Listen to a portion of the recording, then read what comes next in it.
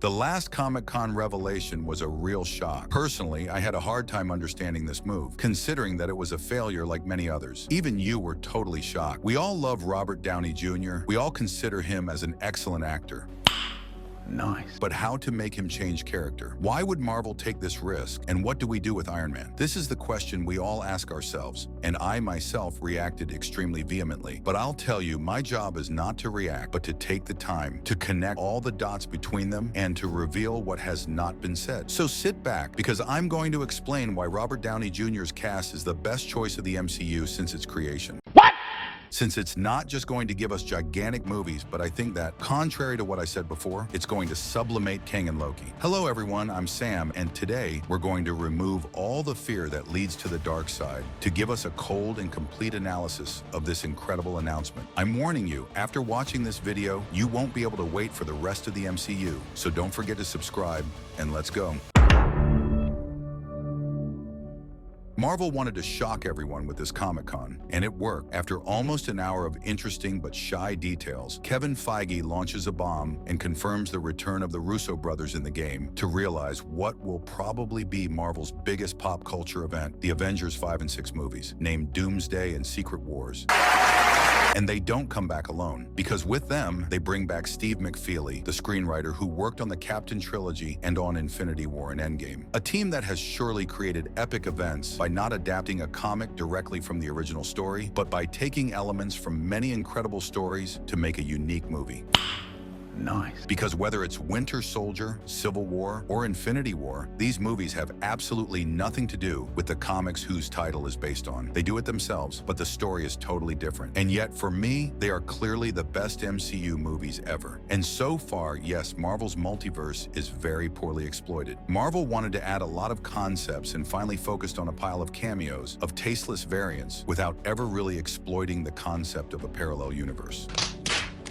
Because in the best interpretations of the multiverse, whether it's in the Dark Matter series or in the old Slider, for example, parallel worlds are universes similar to ours, but where a character at a critical moment made a different decision that led him to another path and therefore to a totally different destiny that changed the face of his universe. This is the butterfly effect principle. A different decision impacts a whole world. For example, there is a world where the attempt on Trump could have succeeded, a world whose destiny would probably be totally different from ours. And that's the whole concept explained in Loki. Nexus events can only give birth to choices that impact his universe, which gives a branch very similar to our world. But if the Nexus event is huge, then it's a whole new universe that's being created. And that's why the multiverse is infinite in the end. With this in mind, let's go back to our Comic-Con. With emotion, it was extremely difficult to correctly reflect on what had just happened. But in fact, once again, everything is in front of us, and it's extraordinary. The introduction of the Russo starts with Secret Wars. They announced to us that to do justice to Secret Wars, the comics, there is an essential character. The new Avengers 5 title is unveiled. It's Doomsday, which has a lot more impact than you think. But we'll get back to that in a few minutes. Here comes an army of Dooms on stage. At first, we understand that the two Avengers movies are closely linked. That, plus the fact of taking up the scheme of what worked extremely well in the Infinity War and Endgame duos, with two movies separated by only 1 year.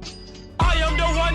Finally, they add, if we want to bring Doom back to the cinema, I think we have to bring back the best actor in the world. Here is the proof of the unimaginable possibilities that the Marvel multiverse offers. We offer you the only person who can play Victor Von Doom. We give you the one person who could play Victor Von Doom. From there comes out of the Dooms a Green Doom, who takes off his mask and reveals the actor of Tony Stark, Robert Downey Jr. Once again, I was shocked, not understanding what just happened. But the theorist is finally back, and it's time to analyze what we really wanted to show. The Russo brothers explained to us that they will pay tribute to Secret Wars by really including Dr. Doom as the main character, which means that they will be greatly inspired by the 2015 run of Jonathan Hickman. But at the same time, they explain how much the multiverse offers incredible opportunities. And here comes Robert Downey Jr., who leaves absolutely nothing to chance. He takes off his mask, spreads his arms like the first time we meet Tony in 2008, and puts on his glasses. The first words he pronounces are, "New mask, same task." New mask, same task. And that's how, as I told you, everything is in front of us. He just told us who this Dr. Doom is. Of course, the Russo announced that he would be Victor Von Doom. But everything Robert Downey Jr. did during this reveal shows us, in my opinion, that he is, under the mask, a variant of Tony Stark. And I'm convinced of it today. Spreading arms, clearly representing this moment of Iron Man 1. Sunglasses as soon as the mask is removed. And especially this sentence, new mask, same quest. The Tony Stark of the MCU spent his life trying to save his Earth, to protect it from threats he didn't understand himself. And the number of times Tony's decisions could have made him go on the dark side are numerous, especially with Age of Ultron, where he clearly envisaged putting on a robot army to protect the planet, which is a more or less fascist vision of security, not so different in the end from Hydra's plan in Captain America and the Winter Soldier, and then this Sokovia Pact, which is a way to militarize superheroes. Tony is the brightest brain of the 616 universe, simply because he has never been challenged. He has never faced a Reed Richards or a Victor Von Doom, who in the comics are infinitely superior in intelligence.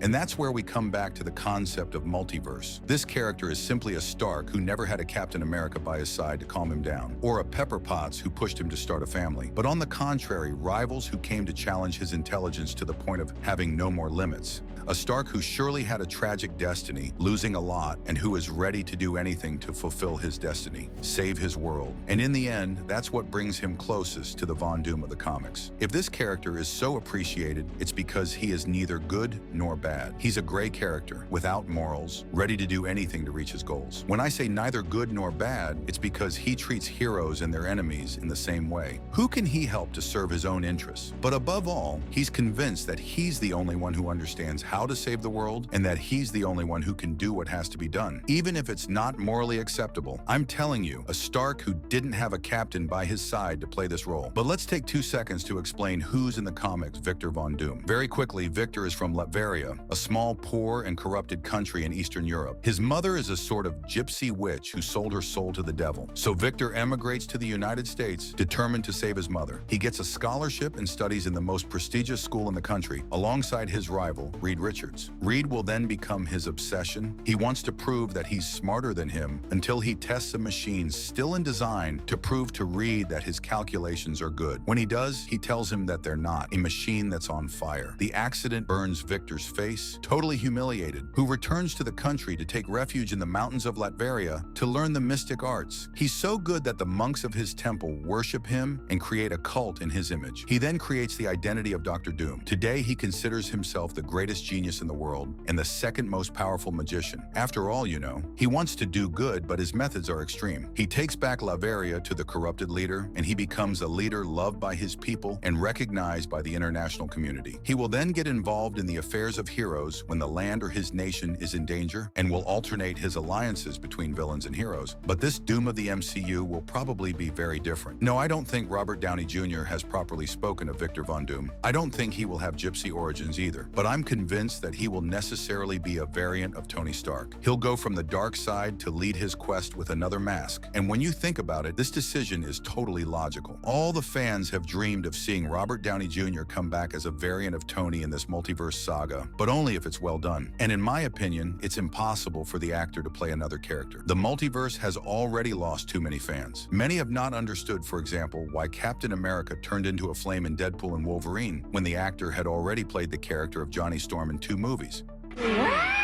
So I think it's impossible to make us believe that Robert Downey Jr. is really Victor Von Fatalis. It would be totally losing the Lambda audience. So assuming that it is a variant of Tony Stark, different from the heroes we know, makes a lot more sense and creates an instant attachment to the audience for him. And Marvel offers us a picture where we, the audience, but also the Avengers of the 616, will discover the variant of the greatest hero on Earth in more than disturbing encounters. Imagine if it were only for Peter who discovers Tony Stark under the mask with a simple Mr. Stark, because so far the variants have been used almost only to do fan service in a tasteless freak show. And it's cool to see the other Spider-Men, okay, full of Deadpool and Loki, yes, great. But in the end, the only variants that are really interesting are those of Strange. He too has long flirted between making choices of heroes and making the right choice, but in a dubious way. And we see that all these variants finally opted to make the difficult choice, even if it means losing everything. And when I say all, it's all, whether it's Defender Strange Strange, ready to sacrifice America Chavez to take his powers. The Strange of 838 who used the Darkhold to defeat Thanos. And the Dark Strange who destroyed his universe by taking the wrong decisions. And even our Doctor Strange is now cursed by the Darkhold. In short, now that we've said all that, what does it change for the course of the saga? Because yes, for me, the saga is at the moment of failure. I assume they will not cancel the past, but simply modify the future. I was shocked that they didn't say anything about Kang, and besides that they didn't show anything about Phase 6 that we all expect. And in fact, after all, it's once again logical. Their goal was to break the internet with this announcement. Everything they could have announced around was simply useless, since we can see that the announcements on the other 3 movies, everyone doesn't care, and that it even evinced Deadpool and Wolverine. So I think that once everyone has digested this info, Disney will come back during the D23 to announce concretely what will happen by announcing the complete Phase 6. At least I hope so. And yes, nothing has been announced for Kang. I deduced that we would simply delete his presence, but in fact, thinking about it, not at all. If nothing has been announced, it is that, in the end,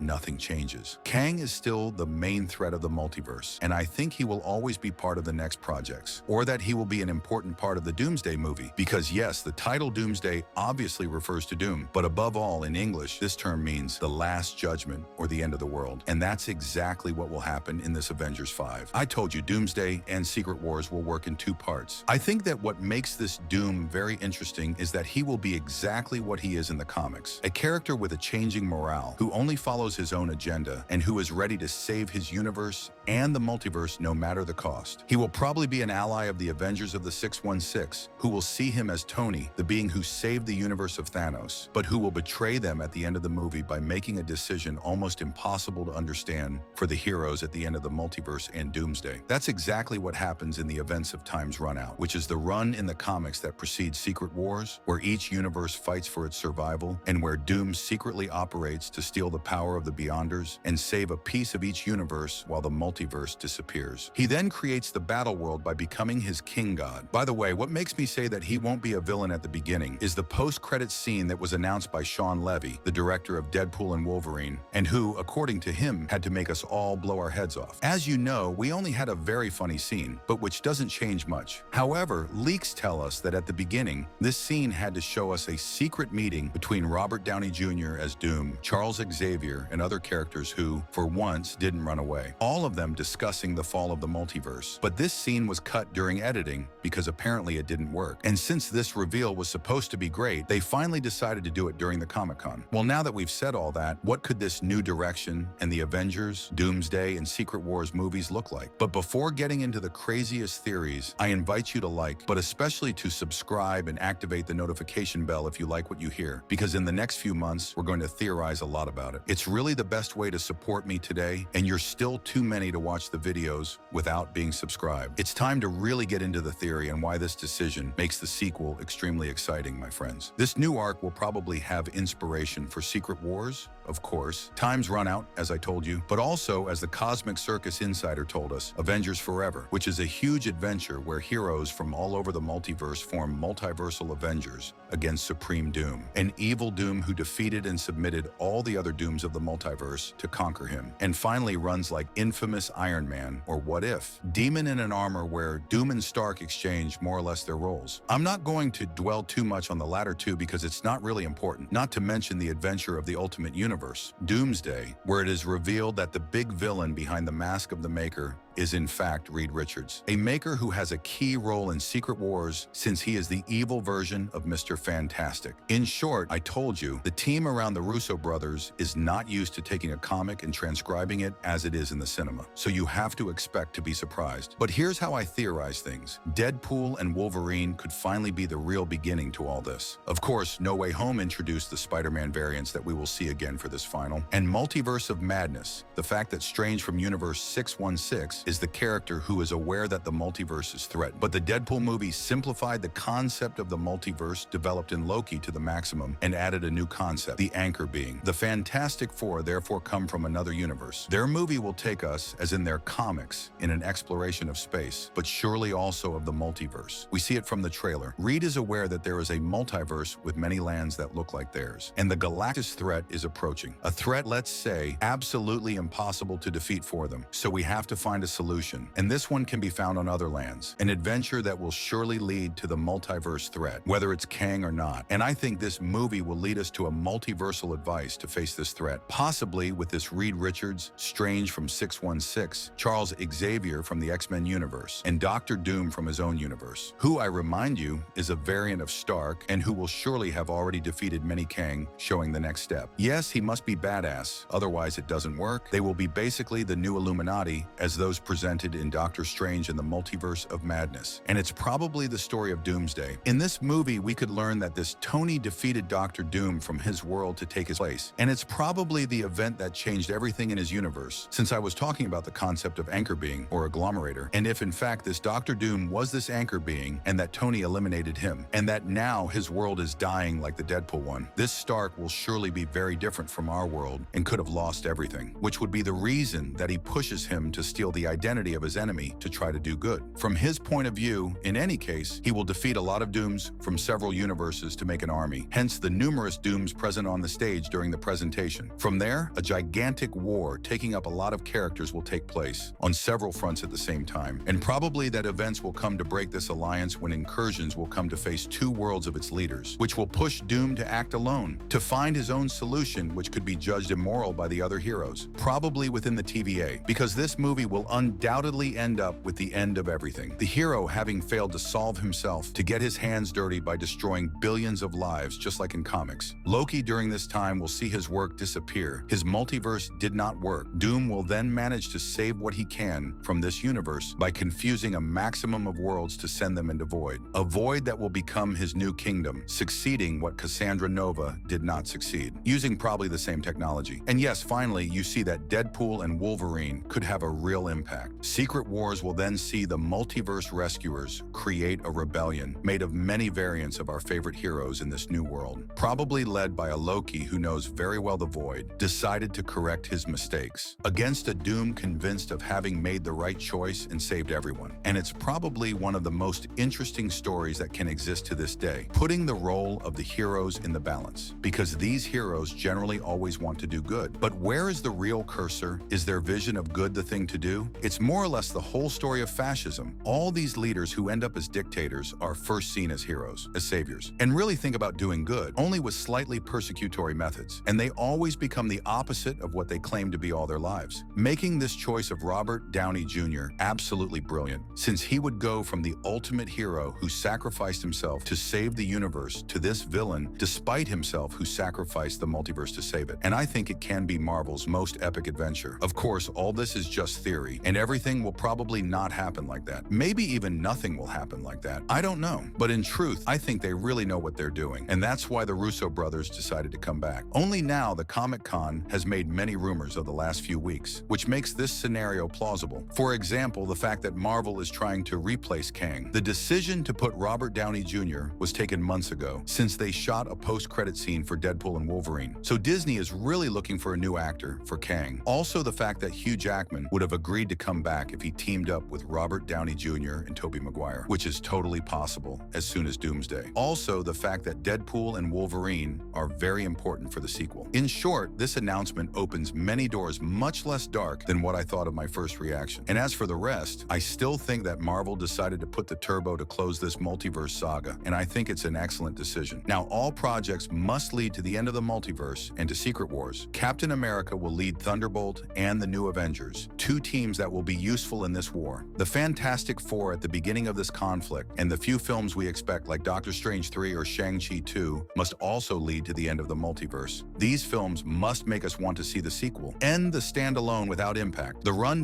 out takes place for a year in the comics, where all the heroes try to find a solution to the irreversible end of the multiverse, while the rest of the world continues its life. And we must live these next 3 years in the same state of mind. The Midnight Suns and Blade can wait. There is no problem. I trust this little world to blow our brains out with the return of a safe value in a scenario that can be totally unexpected. Do I have to remind you how we all found ourselves at the end of Infinity War and Endgame? Now a question remains. Will we ever see a real Victor Von Doom and not a usurper? And this decision allows us to continue with the character in the sequel of the MCU post-Secret Wars? For that, we have to wait to find out. So tell me, are you looking forward to it? But above all, if this analysis convinced you, because clearly I went from anger to total excitement. So guys, it was Sam and you were on KraziGeek.